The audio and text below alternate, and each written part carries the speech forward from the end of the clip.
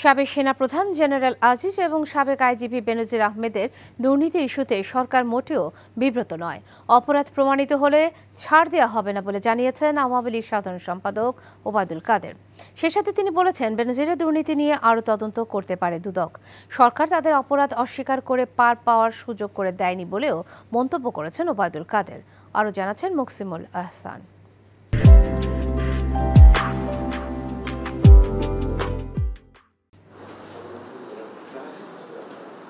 রাজনীতি এবং সমসাময়িক নানা ইস্যুতে আওয়ামী লীগ সভাপতির ধানমন্ডি কার্যালয়ে সংবাদ সম্মেলন করেন দলের সাধারণ সম্পাদক ওবায়দুল কাদের। এ সময় বিএনপি নেতাদের সাম্প্রতিক বক্তব্যের সমালোচনা করে তিনি বলেন, এদেশে হত্যা এবং গুমের রাজনীতির গোড়াপত্তন হয়েছিল বিএনপির প্রতিষ্ঠাতার হাতে।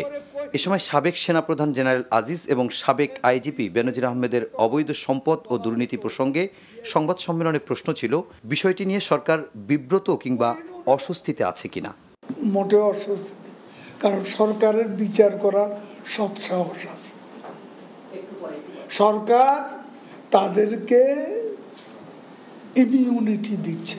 বেনজিরের অবৈধ সম্পদের তদন্ত হচ্ছে, আরও তদন্ত হবে, কথা দুদক সূত্রে জানা গেছে।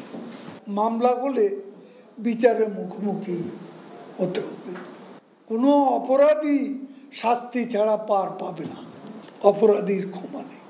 সেনাবাহিনী প্রধান তিনিও যদি অপরাধী হন, তার বিরুদ্ধেও তদন্ত করতে দুদকের কোনো বাধা নেই। অপরাধী হলে অপরাধের জন্য শাস্তি পেতেই।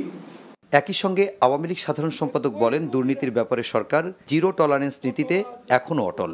জানান, সাজাপ্রাপ্ত বিএনপির শীর্ষ নেতাদের শাস্তি কার্যকর করতে বদ্ধপরিকর সরকার। তার শাস্তি হতেই হবে। তাকে ফিরিয়ে এনে শাস্তি কার্যকর করা হবে।